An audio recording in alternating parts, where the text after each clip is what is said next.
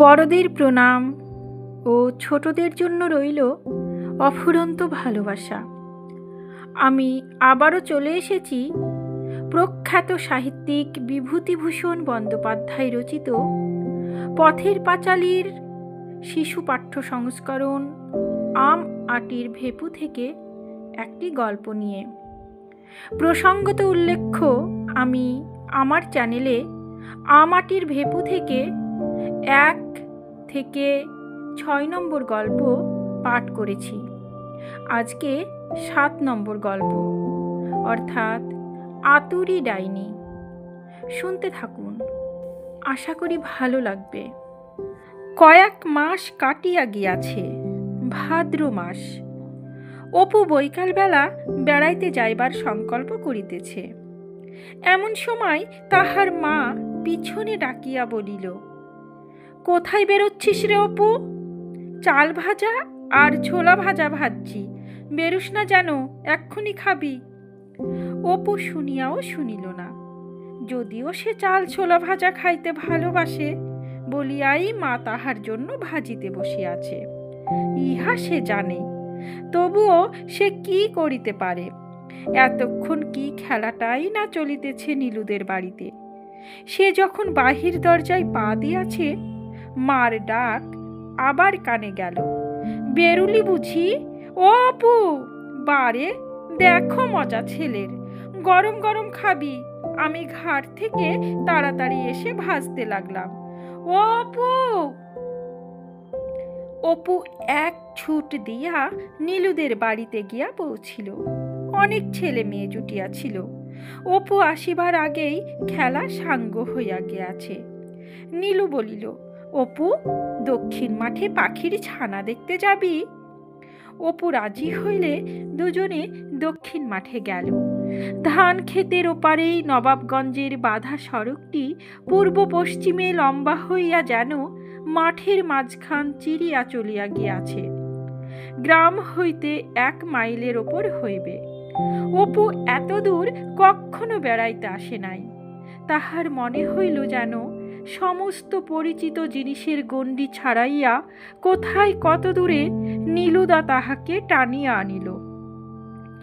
একটুখানি পরেই সে বলিল, বাড়ি চলো নীলুদা, আমার মা বকবে, সন্ধে হয়ে যাবে। আমি একা গাবতলার পথ দিয়ে যেতে পারবো না, তুমি বাড়ি চলো। ফিরিতে গিয়া নীলু পথ হারাইয়া ফেলিল। ঘুরিয়া ফিরিয়া কাহাদের একটা বড় আমবাগানের ধার দিয়া একটা পথ মিলিল। সন্ধ্যা হইবার তখনও কিছু বিলম্ব আছে। আকাশে আবার মেঘ ঘনাইয়া আসিতেছে। এমন সময় চলিতে চলিতে নীলু হঠাৎ থমকিয়া দাঁড়াইয়া অপুর কনুইয়ে টান দিয়া সম্মুখের দিকে চাহিয়া ভয়ের সুরে বলিল, ও ভাই অপু। অপু সঙ্গীর ভয়ের কারণ বুঝিতে না পারিয়া বলিল, কি রে নীলুদা? পরে সে চাহিয়া দেখিল যে সুরি পথটা দিয়া তাহারা চলিতেছিল তাহা কাহাদের উঠানে গিয়া শেষ হইয়াছে। উঠানে একখানা ছোট্ট চালা ঘর ও এক পাশে একটা বিলাতি আমড়ার গাছ। তাহার কোনো কথা জিজ্ঞাসা করিবার পূর্বেই নীলু ভয়ের সুরে বলিয়া উঠিল, আতুরি ডাইনির বাড়ি। অপুর মুখ শুকাইয়া গেল। আতুরি ডাইনির বাড়ি? সন্ধ্যাবেলা কোথায় আসিয়া তাহারা পড়িয়াছে? কে না জানে যে ওই উঠানের গাছ হইতে চুরি করিয়া বিলাতি আমড়া পারিবার অপরাধে ডাইনিটা জেলে পাড়ার কোনো এক ছেলের প্রাণ কাড়িয়া লইয়া কচু পাতায় বাঁধিয়া জলে ডুবাইয়া রাখিয়াছিল। পরে মাছে তাহা খাইয়া ফেলিবার সঙ্গে সঙ্গে বেচারির আমড়া খাইবার স্বাদ এ জন্মের মতো মিটিয়া যায়। কে না জানে? সেই ইচ্ছা করিলে চোখের চাহনিতে ছোট ছেলেদের রক্ত চুষিয়া খাইয়া তাহাকে ছাড়িয়া দিতে পারে। যাহার রক্ত খাওয়া হইল সে কিচ্ছু জানিতে পারিবে না, কিন্তু বাড়ি গিয়া খাইয়া দাইয়া সেই যে বিছানায় শুইবে, আর পরদিন উঠিবে না। কতদিন শীতের রাত্রে লেপের তলায় শুইয়া দিদির মুখে আতুরি ডাইনির গল্প শুনিতে শুনিতে সে বলিয়াছে, রাত্রিতে তুই ওইসব গল্প বলিস নে দিদি, আমার ভয় করে। তুই সেই কুজবরণ রাজকন্যার গল্পটা বল দিদি। ঝাপসা দৃষ্টিতে সে সম্মুখে চাহিয়া দেখিতে গেল বাড়িতে কেহ আছে কিনা, এবং চাহিবার সঙ্গে সঙ্গেই তাহার সমস্ত শরীর যেন জমিয়া হিম হইয়া গেল। বেড়ার বাঁশের আগরের কাছে অন্য কেহ নয়, একেবারে স্বয়ং আতুরী ডাইনি।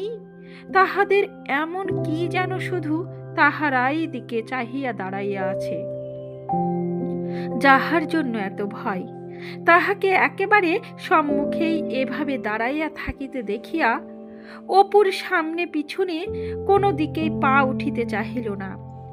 আতুরী বুড়ি ভুরু কুসকায়া তোবড়ানো গলাটা যেন আরো ঝুলাইয়া ভালো করিয়া লক্ষ্য করিবার ভঙ্গিতে মুখটা সামনের দিকে একটু বাড়াইয়া দিয়া পায়ে পায়ে তাহাদের দিকে আগায়া আসিতে লাগিল। অপু দেখিল সে ধরা পড়িয়াছে, কোনো দিকেই আর পালাইবার পথ নাই। যে কারণেই হোক ডাইনির রাগটা যেন তাহার উপরেই বেশি। এখনই তাহার প্রাণটি সংগ্রহ করিয়া বোধ হয় কচু পাতায় পুরিবে। মুখের খাবার ফেলিয়া মায়ের ডাকের ওপর ডাক উপেক্ষা করিয়া সে আজ মায়ের মনে যে কষ্ট দিয়া বাড়ি হইতে বাহির হইয়া আসিয়াছে, তাহার ফল এইবার ফলিতে চলিল। সে অসহায়ভাবে চারিদিকে চাহিয়া বলিল, আমি কিছু জানি নে, ও বুড়ি পিসি, আমি আর কিছু করব না, আমাকে ছেড়ে দাও, আমি এদিকে আর কখনো আসব না, আজ ছেড়ে দাও ও বুড়ি পিসি। নীলু তো ভয়ে প্রায় কাঁদিয়া ফেলিল, কিন্তু অপুর ভয় এত হইয়াছিল যে চোখে তাহার জল ছিল না। বুড়ি বলল, ভয় কি মোরে, ও বাবারা, মোরে ভয় কি? পরে খুব ঠাট্টা করা হইতেছে ভাবিয়া হাসিয়া বলিল, মুই কি ধরে নেব খোকারা, এসো মোর বাড়িতে এসো, আমচুর দেবানি, এসো। আমচুর? ডাইনি বুড়ি ফাঁকি দিয়া ভুলাইয়া বাড়িতে পুরিতে চাহিতেছে, গেলেই আর কি। ডাইনিরা রাক্ষসীরা যে এরকম ভুলাইয়া ফাঁদে ফেলে, এরকম কত গল্প তো সে মার মুখে শুনিয়াছে। এখন সে কি করে, উপায় কি? বুড়ি তাহার দিকে আরো খানিক আগাইয়া আসিতে আসিতে বলিল, ভয় কি মোরে, ও বাবা, মুই কিচ্ছু বলবো না, ভয় কি মোরে। আর কি, সব শেষ। মায়ের কথা না শুনিবার ফল ফলিতে আর দেরি নাই।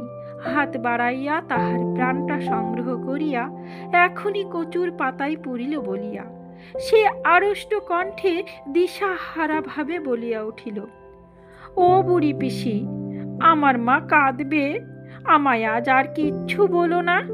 আমি তোমার কাছে কোনো দিন আমরা পারতে আসিনি, আমার মা কাঁদবে। আতঙ্কে সে নীল বর্ণ হইয়া উঠিয়াছে। বাড়ি ঘর দৌড় গাছপালা নীলু চারিধার যেন ধোয়া ধোয়া, কেহ কোনো দিকে নাই, কেবল একমাত্র সে আর আতুরী ডাইনির ক্রূর দৃষ্টি মাখানো এক জোড়া চোখ, আর বহু দূরে কোথায় যেন মা তাহার চাল ভাজা খাওয়ার ডাক। পরক্ষণেই কিন্তু অত্যাধিক ভয়ে তাহার একরূপ মরিয়া সাহস যোগাইল। একটা অস্পষ্ট আর্ত রব করিয়া প্রাণ ভয়ে দিশাহারা অবস্থায় সে সম্মুখের ভাট শেওড়া রাংচিতার জঙ্গল ভাঙ্গিয়া ডিঙ্গায়া সন্ধ্যার আসন্ন অন্ধকারে যেদিকে দুই চোখ যায় ছুটিল। নীলুও ছুটিল তাহার পিছনে পিছনে। ইহাদের এত ভয়ের কারণ কি বুঝিতে না পারিয়া বুড়ি ভাবিল, মুই মারতেও যাইনি, ধরতেও যাইনি, কাঁচা ছেলে, কি জানি মোরে দেখে কেন ভয় পালে সন্ধেবেলা, খোকাটা কাদের। সমাপ্ত। আমার গল্প পাঠ যদি আপনাদের এতটুকু ভালো লেগে থাকে তাহলে চ্যানেলটি সাবস্ক্রাইব করে পাশে থাকবেন।